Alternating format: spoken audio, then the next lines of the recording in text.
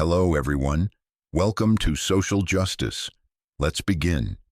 Before the sky had even begun to lighten over the frozen plains, Jonas Hale, a quiet gravedigger, was finishing the last shovelful of earth for someone who died in the night.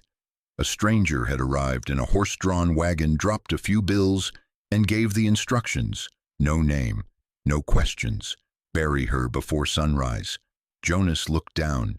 A young woman, pale skin, black hair, spilling over white burial cloth. But as he lifted the first spade of earth, she blinked. She was alive. Breathing weakly, lips blue, a bruise around her neck that hinted at something far worse. Jonas stood still. He could have buried her as ordered, taken the money, and stayed silent. Or he could save her and bring danger directly into his own home. He chose to save her. He carried her through snow back to his small cabin where he lived with his 10-year-old nephew Levi. Days passed. The woman finally woke, but she didn't speak. She simply wrote one word into the ashes by the fire: Ruth. Later, with trembling hands, she wrote, "I was sold. He wanted land. I was just a tool." Jonas went into town, and the truth came out. Ruth had been the wife of Caleb Royce, who died in a mysterious fire. His brother Thomas Royce had been after the land Ruth inherited, land with rare underground water rights. While Caleb lay dying, Thomas had poisoned Ruth and faked her death to seize control of the property. But Ruth had kept the original land deed legally binding. Jonas took her to the registrar's office to re-sign the ownership under her own name. On the way back, Thomas ambushed them, setting fire to their barn and vowing to return. Jonas was no longer just a gravedigger. He became a protector. He prepared defenses, armed himself, and warned Levi to stay safe.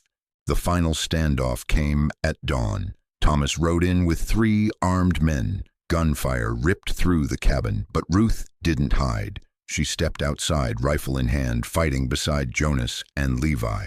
When Thomas tried to kill her, Ruth lifted the notarized deed and shouted, "I'm alive," and the law recognizes that. That truth, undeniable and legal, made Thomas hesitate. He turned, mounted his horse, and rode off in silence, for the first time, afraid. Jonas and Ruth not only survived, they won. By law, by strength, and by the sheer force of refusing to disappear. Jonas later said, "I was hired to bury her. But when she opened her eyes, I realized the one who needed to come back to life was me." A man who had buried so many chose to bring one life back. And in that moment, they both began again, not with weapons, but with courage, and a will to live that refused to be silenced. If you believe stories like this about quiet goodness, about people who defy injustice in their own way, deserve to be heard, leave a like. Share this with someone who might need a reminder that hope still lives. And if you want to keep walking alongside these powerful, surprising, and deeply human stories, subscribe to Social Justice. Because the next story might be the reminder you were waiting for, that even in a world that seems to have forgotten kindness, you still have a choice to be good. Thank you for listening. We are Social Justice, and the journey of storytelling has only just begun.